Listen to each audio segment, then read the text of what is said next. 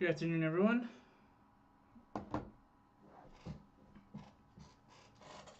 Hope everyone survived this bearish day. Today is Tuesday, April 30th. Yeah, nasty.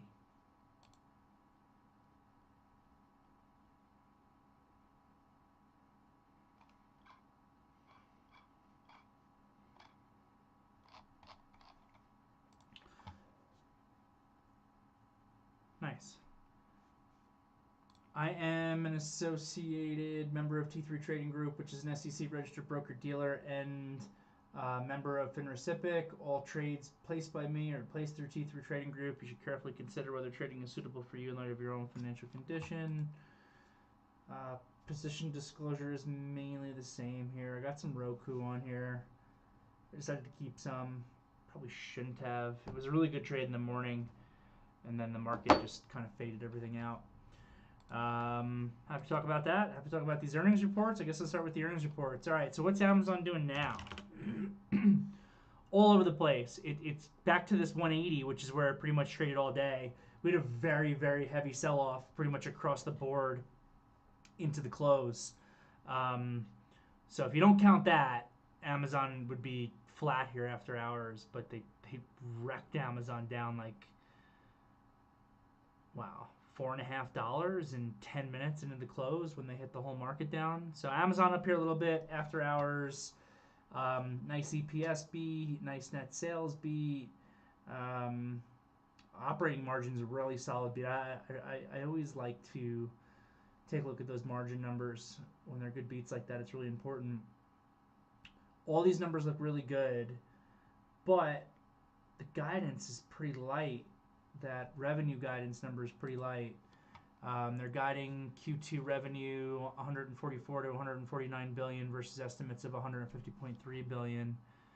The revenue guidance for these companies usually, in a lot of ways, is the most important one. So even though Amazon beat on pretty much everything else here, the miss on the revenue guidance, I'm actually surprised it's not down. Especially just because what we've consistently seen over the years is when companies report very well into reports, that means that report is to be even extra good. And yeah, this one, again, really good beats on EPS, on revenue for the last quarter.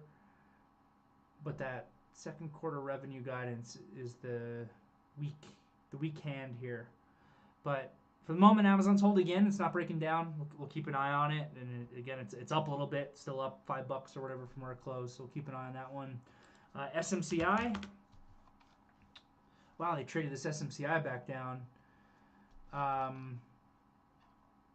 only thing I'm seeing on this SMCI is fourth quarter adjusted EPS expectations, the guide on fourth quarter adjusted EPS, and it's a really big beat. Oh wait, here we go. There's more. There it is. Yeah, so they beat on Q3 EPS pretty nicely. They missed on Q3 rev, but they raised their outlook. That EPS guidance is a nice beat, and the revenue guidance is a nice beat. So they missed on revenue for last quarter, but EPS was good and the guide's good. I'm surprised that this SMCI is not trading better. Probably a little overpriced coming into the report. Granted, it's well off its $1,200 high, but maybe a little bit overpriced into the report, or maybe I'm just missing something here because those numbers honestly look pretty good to me. There was a very quick initial pop in this thing, almost to $950, and now it's trading down. We got Starbucks after hours. I don't really care as much about this one, but ooh, Starbucks getting whacked. People don't like their coffee anymore. Adjusted EPS and revenue are kind of nasty misses there. China comp sales, wow. The China number is a huge miss. Everybody's going to Luckin Coffee. AMD. AMD initially down ticking here. EPS beat. I'm just seeing from Josh here. EPS beat by 2 cents. Revenue beat. We need to see guidance. Very small beats on EPS and Rev for AMD. Okay, there's the guidance. Guidance is in range. It's a wide range. Guidance is pretty much in range. Luck and Coffee crushing the game. Yeah,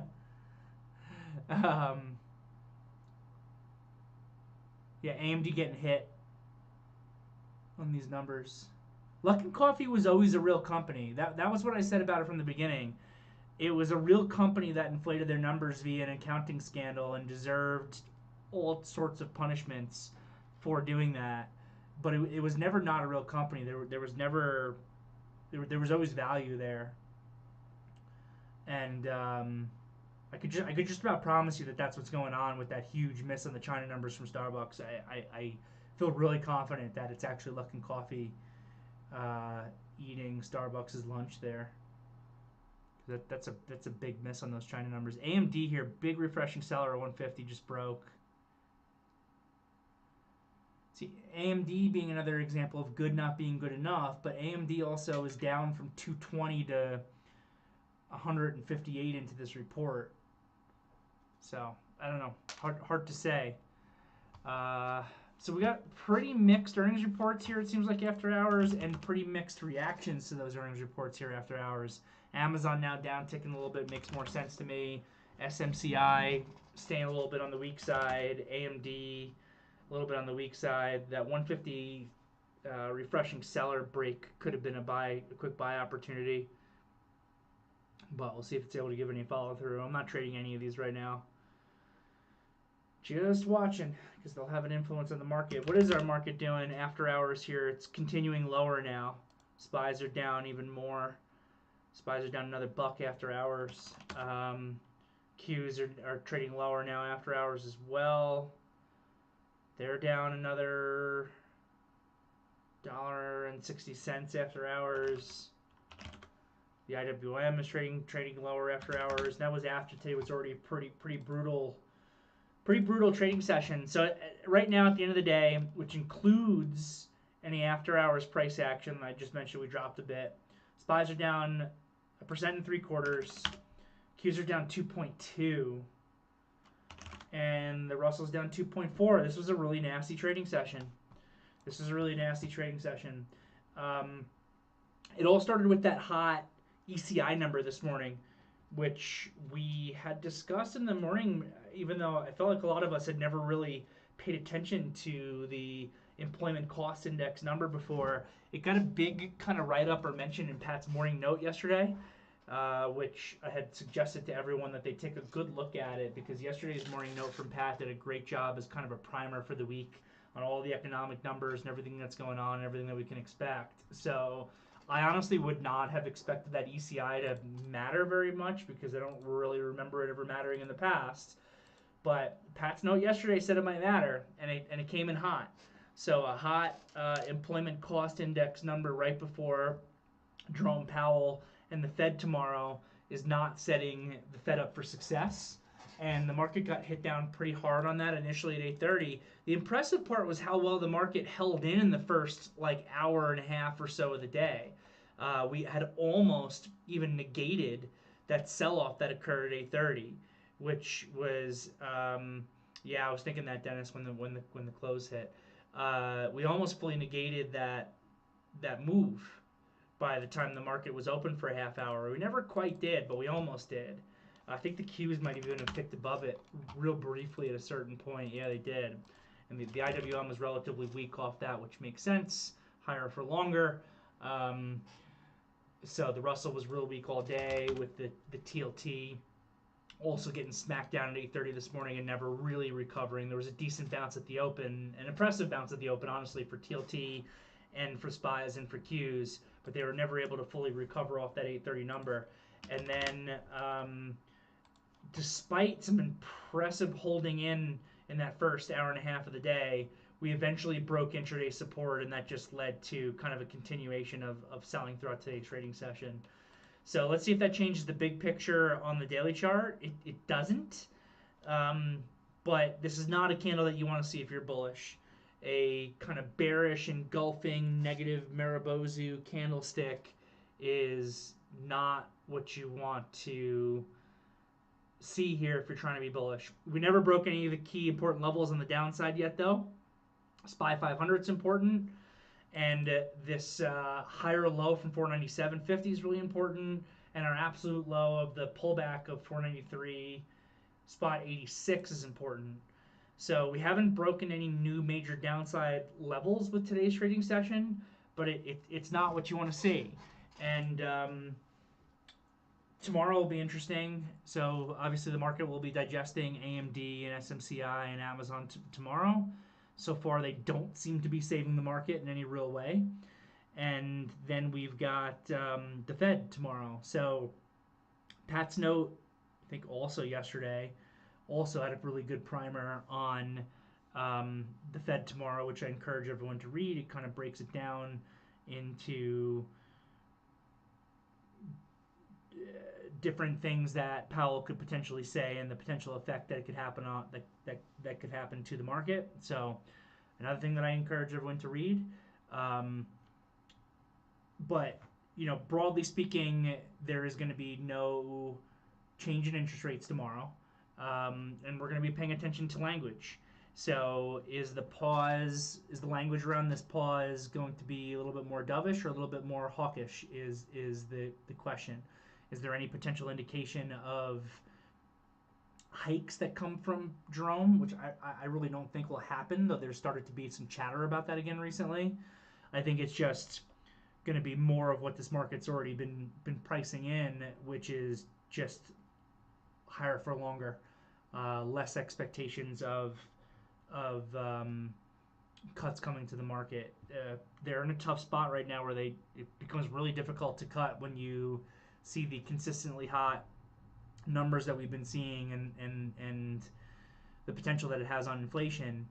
But at the same time, I don't see Powell hiking in this election year. Any chatter on that, I think, is still really off base. But there's no way we could start cutting, in my opinion, in July. Though it was interesting to see, was it Citi?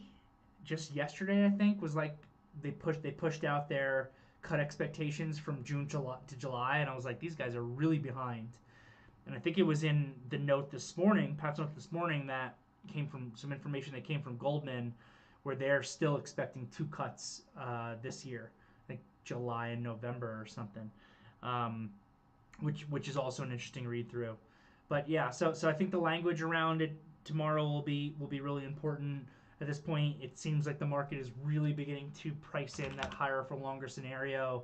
The question almost is there any chance that they're overpricing it, and that the Fed, for whatever reason, despite what we're seeing on these numbers on the potential of inflation staying a little bit sticky, if they stick to some language that indicates that there could be some cutting still in this year, which could help the market out.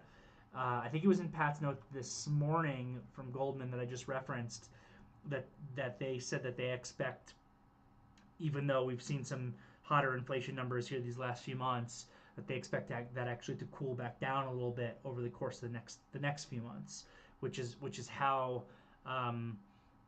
cuts could potentially stay on the table, 1 or 2 cuts on the year. So we'll obviously have to pay attention to that continued economic number. Yeah, exactly, Rock, for sure. So we'll get some clarity on that tomorrow, and it'll move the market. But again, from a technical perspective, from a technical perspective, this market, the daily candle today, it's another one of those what I call a penalty box candle. So we had just been saying that the bulls were regaining some control with that higher high, higher low pattern, but had not fully cleared out yet and needed to really get this market back above 515 in order for there to be some more significant improvement. And then just when you're seeing some improvement, you get this penalty box candle that comes in. You get 2% down day for the market, and we're almost right back to bears having that short-term control. If we lose that 497.50, I would still describe this market big picture right now as a little bit more neutral, despite this penalty box candle. Um, but you need to get above 515 to become bullish, and if you go below 497.50, I think that you just start to become outright bearish again. So those are your key inflection points, I think, to pay attention to at this point. For the Qs, it's similar but different. A lot of improvement here, obviously, with this higher high, higher low, but they need to get above 442 to really prove themselves. And if they lose 418, it becomes a much bigger problem. The IWM was testing that 200, obviously couldn't do it. Needs to get above 200 to prove itself, 200 to 203. And if you lose the low from a few trading sessions ago, if you lose this 193.77, you got a problem. So we'll see if Jerome Powell can save us tomorrow. We'll see if Apple can save us on Thursday. We'll see if the employment number on Friday can save us. There's a lot still to come this week. But again, today's trading session is definitely no good for the bulls that are out there. As far as individual names go today, Roku is a big focus of mine. It was a good trade off the open, but totally failed. I blame that at least partially on the market. The idea was the inside and up here on Roku with a negation of the earnings candle high, which would require you to get above $60.75. Then maybe this thing could get rocking and rolling. I thought that was a pretty good headline this morning that put the stock in play over their partnership with the trade desk, which my read through on that is that Roku is going to be selling data to the trade desk, and then the trade desk is going to use that to optimize digital and streaming advertising. So I thought that was a good read through on that. It was really nice and strong off the open. We got this great bounce. Rex had a really good call off this opening low here. Was able to recapture 60. Gave us a big pop up to 61.50. Cleared through the inside day high. Cleared through the earnings day high. Was looking really, really good. Weakened out a little bit. Not the end of the world. Built out a consolidation. But then I think at a certain point when it broke this low, that it just kind of became beholden to the market. And this thing just grinded down all day, and the market was super weak all day, and then, like everything else, sold off very hard into the close. So that was a focus of mine today. I am down money in the name, but I did keep a little bit anyway, which is not something I typically recommend, but I traded it well enough in the beginning of the day that I felt I could keep a little bit here just to stick with the idea. But I'll probably quickly run to the exit on that trade if I see continued selling tomorrow. Probably not marrying this one. So yeah, that was a big focus for me today, and that's pretty much it. Obviously it was very focused on the market, but once we broke this intraday support, I kind of just took a big step back because I didn't really feel confident. At a certain point, I was actually kicking myself a little bit because I do still have TQQQ short, and was thought about. I thought about being more aggressive with that TQQQ short on the downside today, and I wasn't. I just instead kind of took a half step back from the market when I saw we broke that intraday support and said I want to go into wait and see mode. Honestly, the beginning of the day here faked me out a little bit. I really was kind of expecting after the ECI number was hot this morning and they sold us down that it seemed pretty bearish to me and that we could be pretty weak. And then when I saw how well we traded in this first hour, and that first hour and a half is really when I do the majority of my kind of trade executions. When I saw how well we held in, I figured, you know what, this ECI that no one ever heard of in the past, I guess doesn't really matter that much. I guess it kind of gave me a false sense of security or a false thought process that we would see a little bit more of a range day today, because we ranged for the first hour and a half despite, again, the hotness of that ECI. But really, once we broke intraday support, it actually led to a pretty brutal sell-off of the trading session.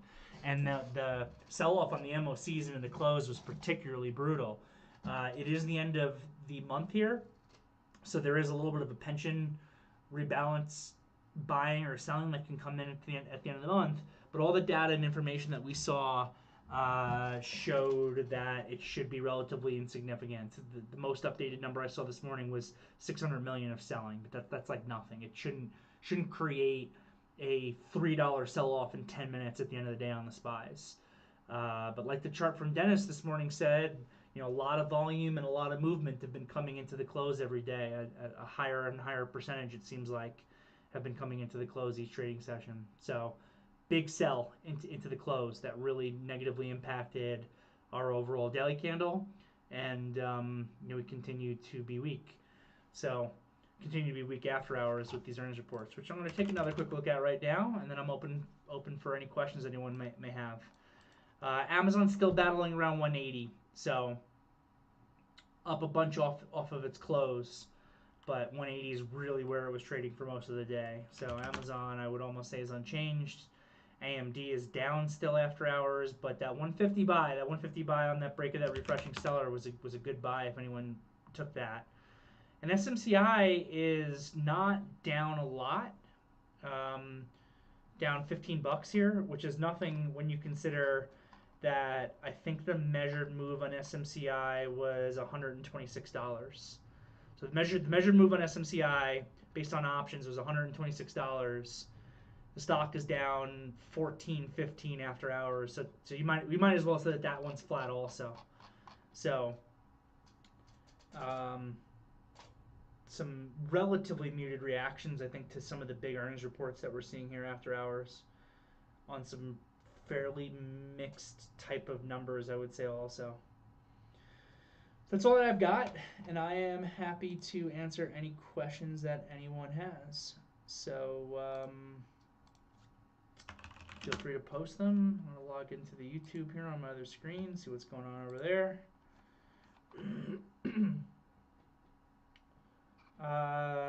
All right, so scrolling through the YouTube here to see what I missed. What's Root doing? We had Root after hours? Oh, what? Who needs AMD when you can have Root? Sick. Haven't seen the numbers get posted, but the stock is up really big after hours. $12 or something.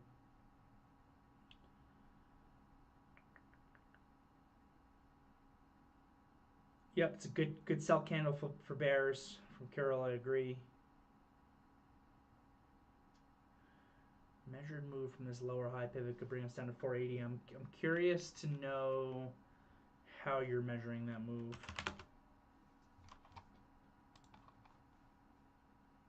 If you're just measuring that as a pivot high as the next wave, are you doubling the move from 515 down to, this is how I would measure it, down to, let's just call it 495. So it's $20, and this pivot here is 510. So by that measurement, you bring you down to 490. You're measuring it from all-time highs. God, I'm starting really more on this bigger wave. I see how you're doing it. When do you think that we can start becoming a little bit bullish again? So under two scenarios, either the market technically proves itself by clearing back up, and I keep saying 515 is that spot, or you get such a big sell-off, you get so much extension that you hit the point where positioning washes out and extension washes out, and then you can become bullish. I don't think you can be bullish after today's candle right now. Until and unless, as a starting point, the market needs to get back above 510 to negate today's move, or you get us down to, I don't know, get us down to the low 490s on the Fed tomorrow, and then I think you're extended enough where you can try to look for some shorter term longs there as well. That'd be a very big move. Not impossible, but it'd be a very big move. So I think that's what I would consider. From Rex, I just want to review some of my trades to see if I'm on the right track. Today I traded Roku and Nvidia. Yep, I remember you communicated that Roku buy when I was already in it with you, and I really liked it. I bought Roku at 935 when it came back through the last candle's low. Okay, so you bought it through the second candle's low versus this low. ADMA on the 5-minute hadn't quite caught up, but it was pretty close there. So it's a good price correction to that ADMA there. I like your execution on that a lot. And then I also added when it went through 60. Okay, it's an aggressive add, but okay.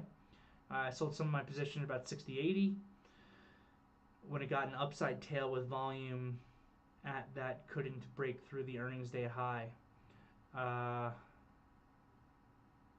Okay, I don't remember seeing that. Would cutting the position or at least my ad be appropriate? So I'm going to say the same thing that I always kind of say on, oh yeah, that 10 a.m. tail. I did not like that 10 a.m. tail, and I communicated that. I don't change my game plan on it, though, to be honest. I already have a trade. I already have a game plan on for that trade. I had an opportunity to sell stock all the way up to 61.50. My risk should be covered by that point. That tail at 10 a.m. is definitely not a good signal. It's not what you want to see. You know, this thing was looking good. It tested the 80 MA on the 5 minute again, gave a good looking pivot low candle here, tried to break up. This tail's not good, right? It tells you that the stock probably needs a little more time. But I'm not utilizing that as a signal to change my game plan. By that point, you should have covered enough, and you should be comfortable with the position that you still have on because it gave you a big enough of a move. So I would not change my game plan based on that tail. I certainly didn't, and I was in the trade with you, because then it gave this 15-minute correction and kind of formed this wedge here, and this wedge broke down. That wedge could have broken up, especially if the market was a little bit more supportive. And if this wedge broke up, it probably would have very easily gotten past the 10 a.m. high. So I stick with the game plan that I create for the trade prior to getting into it. No matter what in those scenarios, I don't make the adjustment. So I hope that helps. It sounds like you overall did a good job on it. You also traded NVIDIA at 9.55.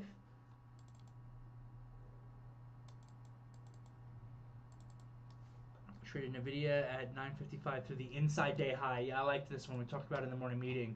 NVIDIA looks really good overall. I said let's be a little bit cautious. Keep in mind that AMD has earnings after hours, so maybe we don't want to rush into any new NVIDIA trades, but this NVIDIA looked really good above that inside day high, above that 880 area. It's clearing above the April 17th high. That's much more than the market's doing, so you still have a lot of relative strength on the daily chart overall compared to the market. You had relative strength on the intraday chart at that time in the morning as well. This thing was trading very well. It was able to be green. Everything else was still sitting in the red. And yeah, I think it's the right name to look at the right spot. So you got in at 9.55 as it was breaking out of the pattern and getting above the inside day high. I like it. At 10.10, I took another long. Okay, probably off that little downside tail. Seeing that the market was also tailing back up. I think NVIDIA might have a chance. It turns out the trade faded. Was my thought process on the right track? Yeah, your thought process was definitely on the right track. Because look at even the fade that occurred in NVIDIA versus the rest of the market. This was the right name. Just the market. I think the market pushed down both these stocks. And if the market could have just been flat and neutral today, I think that both these names would have worked much better. Let alone if the market actually could have helped us and moved things up. But that's not what happened. We had again, it was a down 2% day on the market.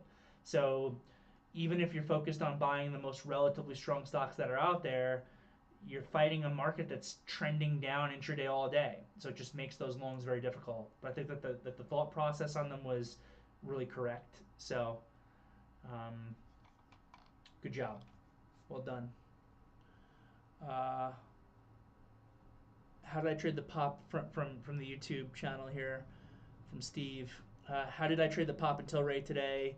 Also, do you trade low price names differently when they have significant moves as compared to somewhat higher price names? So I'm really a big stickler for sticking to game plans because I think that having good game plans and then having the discipline to follow those game plans is the only way that you can really be consistent as a trader. So consistent profitability comes from having a consistent approach to the market that requires you to have rules, and those rules are governed in the form of your game plan, and ideally you're creating that game plan before you ever even got into the trade. So for me, Tilray has been a name that I've been in for a while.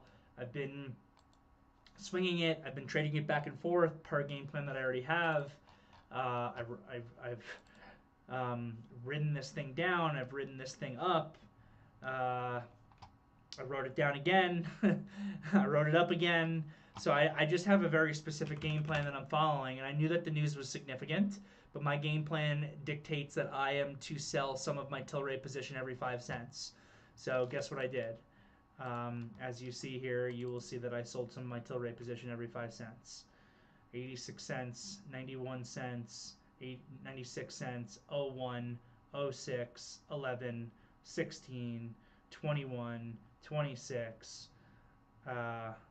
21, 26, 31, 36, 41, 46, 51. And that's it. And this was a little sell that I took into the close, which was also as per my game plan. So that's it. You know, I already was in this position knowing that at some point there probably would be a big pop or squeeze in these marijuana names on further legalization news, never knowing when that will actually occur. But you know, happen today. So all I'm doing is following the game plan that I already have for the trade. So I hope that helps Steve. All right, anything else today?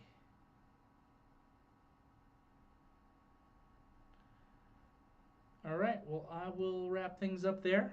Have a great night, everybody, and I'll speak to you tomorrow.